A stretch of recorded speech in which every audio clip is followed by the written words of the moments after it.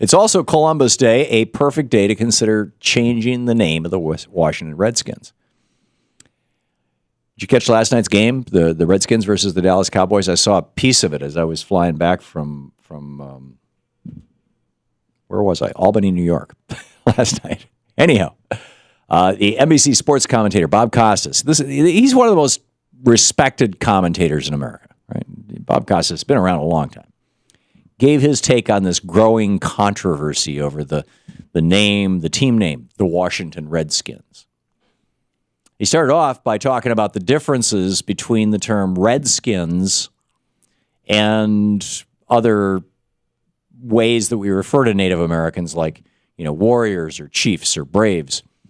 And he said that objections to names like braves, chiefs, warriors, and the like strike many of us as political correctness run amok. These nicknames honor rather than demean.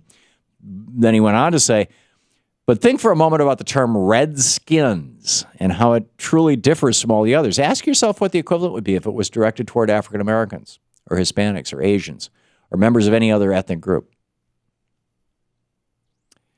These comments by Bob Costas come just a couple of days after President Obama himself weighed in on the issue when he was talking with the Associated Press. President Obama said to the AP reporter, I don't know whether our attachment to a particular name should override the real legitimate concerns that people have about these things. He also said that he would, quote, think about changing, end quote, the name, considering that it offends, quote, a sizable group of people, end quote. I mean, the fact of the matter is, while Native Americans may have referred to themselves as braves or chiefs or warriors, they've never once referred to themselves as Redskins. It's a derogatory and racist term that began probably with the discovery of the Americas. In 1492, Columbus was on this search for gold around the world. And he landed on this island, Hispaniola, which today is it's half the island's Haiti and half of it's the Dominican Republic. And while he didn't find much gold there, he did find something that he thought was as good as gold, and that was people. And it was those indigenous people, those Redskins, that Columbus thought would make great slaves. When he came across these people, these indigenous people of Hispaniola, the Redskins, he wrote to the Spanish monarch about them, saying, they are well built with good bodies and handsome features. They do not bear arms and do not know them arms. Right? For I showed them a sword, they took it by the edge and cut themselves out of ignorance. They have no iron. Their spears are made of cane. They would make fine servants. With 50 men, we could subjugate them all and make them do whatever we want. Here there are so many of these slaves, although they are living things, they are as good as gold. Now, over the years, we've forgotten about the horrors of what Columbus did, and instead we've got this warm and fuzzy story of this bold explorer, right? The reality is quite different. Columbus actually raped, pillaged, enslaved, and slaughtered people just to get rich.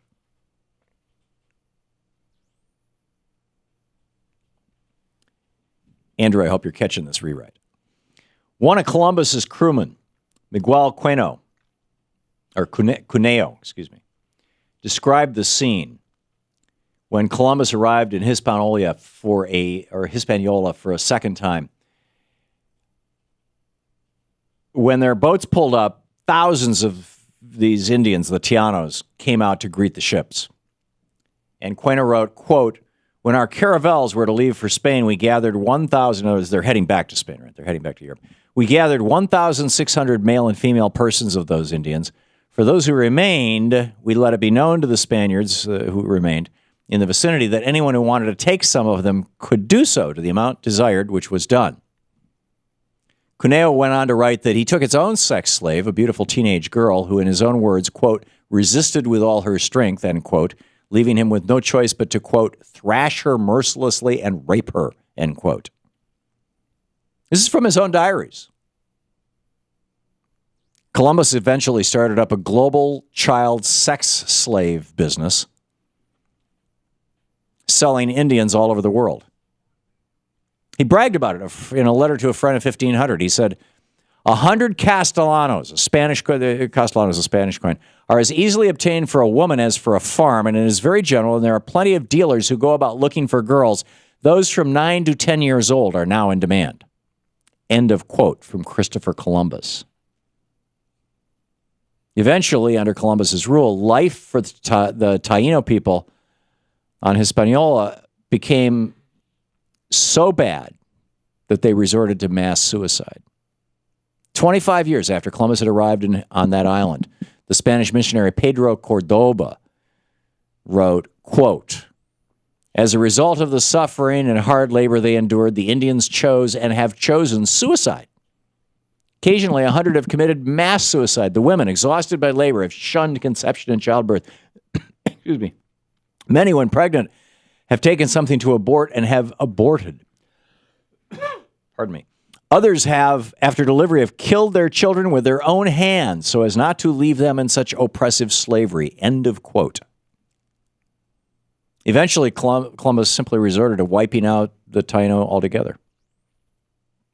Prior to his arrival, some scholars put the population of Haiti, Hispaniola, which is now at 16 million, at around 1.5 to 3 million people. By 1496, it was down to 1.1 million, according to a census done by Bartholomew Columbus, Columbus's brother.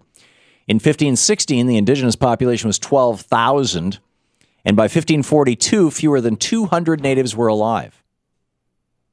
By 1555, every single one was dead. Knowing what we know now about Columbus's real actions and intentions, do we really want to continue to use this derogatory term, Redskins, that he probably used and certainly came out of his efforts,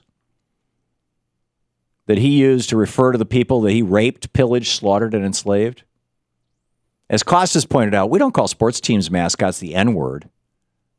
Why is it? Or you know, black skins or yellow skins or white skins for that matter? Why is it okay to call them Redskins?